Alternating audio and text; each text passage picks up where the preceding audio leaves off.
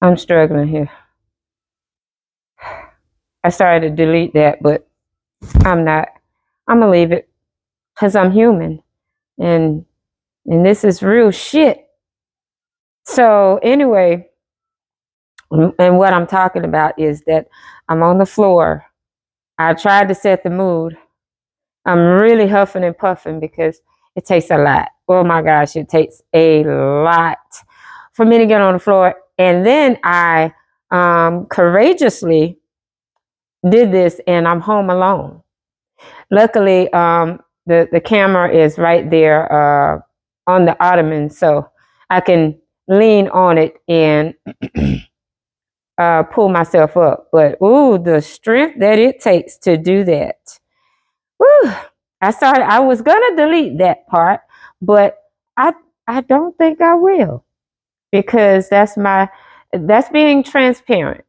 Now, what I'm not gonna do is show you how I get up, but but the struggle is real. So I was trying to set the mood to um, get down and in terms of curling up and reading a book. You know what I'm saying? So some people have like a reading area, maybe a study or war room or a private room, a closet, maybe even I like the look of a bay window with cushions in the seat of the bay window with maybe some bookshelves or whatever. I love that look. Me, I don't have a particular place that I like to read, and I really prefer to listen to books instead of read them anyway, to be honest. However, I do have a newfound respect for reading books, being that I am now a two-time author. Oh, yeah, I'm still excited about that. I am a two-time author. So my first book is titled The Mo Experience, Cookbook and Autobiography. And the second book is called I Decided. I'm so excited about that.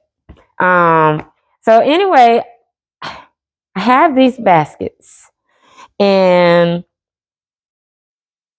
the difficulty of turning right there and reaching. So the basket is right beside me. However, I'm sitting on my left hip because I'm so thin, my tailbone protrudes. And y'all never knew about a tailbone. Oh, when I lost all that weight and got in the tub one day, and I thought something shot in my behind. Like, what is that? It was pain. Oh my God, it was pain when so I can't sit straight up. Like, I'm leaning on the couch, and I know Mr. Hilton is going to figure that out because of the inches away from the throw rug and all that stuff. Like, he just knows. Anyway, so I'm leaning on the couch, and most of my weight is on my left hip. Yeah, that's it. So anyway, I'm not sitting straight up. So in order for me to reach right here beside me, I'm going to have to roll over onto that tailbone. And I don't need you to see me in that kind of discomfort. So, but back to what I was getting at. How do you curl up? Let's try this. And I don't want to poke a hole in my basket. Here we go. Oh, oh. How do you curl up with a good book?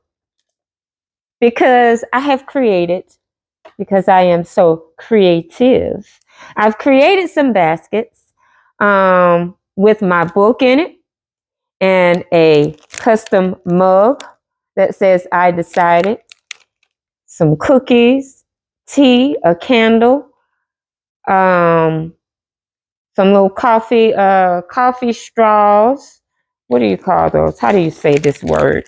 That's what I've been calling them for years. Coffee straws.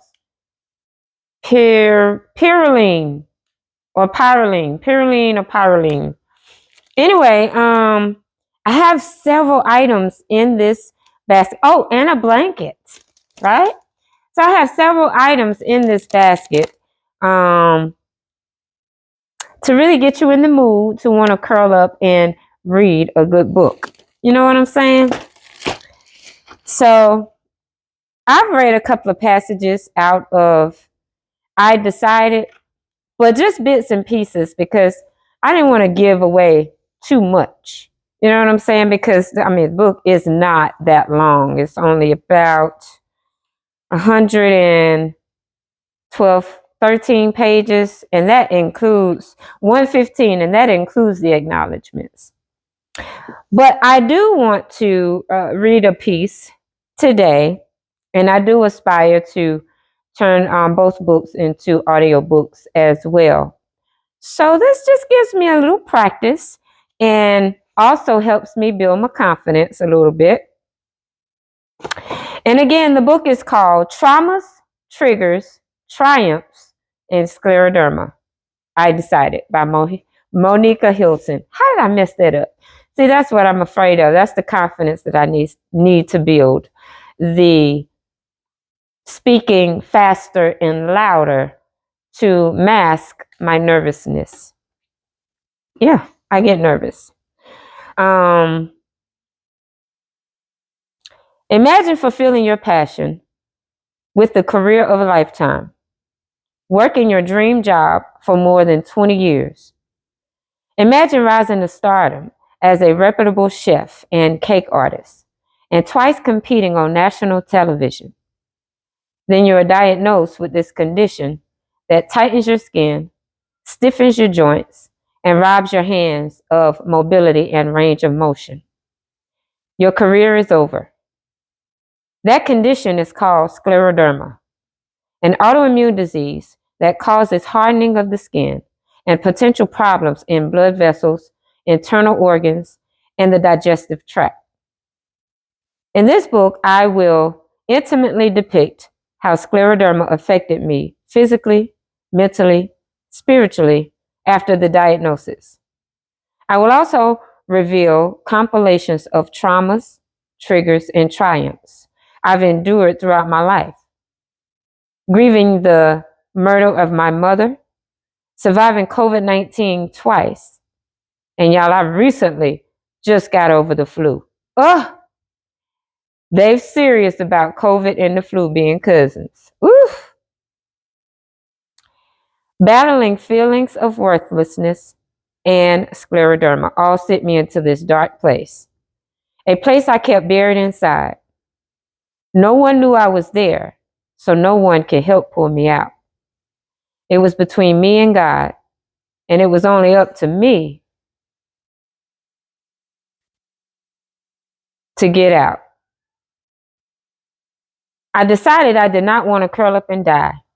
I have a lot more living to do, and I'm going to do just that.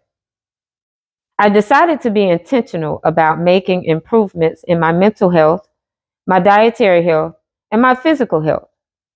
In addition to prayer and meditation, I started incorporating affirmations into my daily routine. I began to speak positively to myself at the start of my day. It carried me throughout the day. When I changed the foods I'd been eating all my life, my mood, my blood pressure, and my energy improved significantly.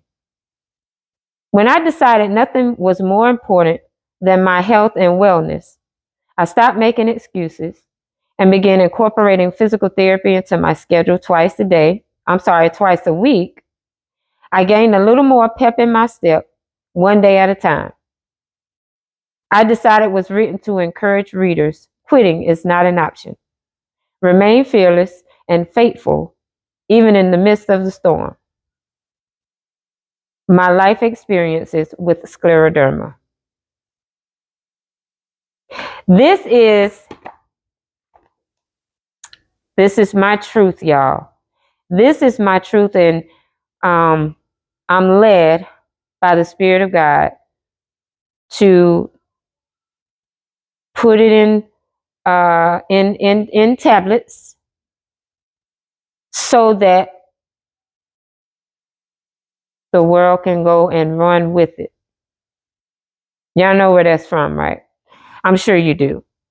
Habakkuk 2:2 says, basically, I'm finna write this down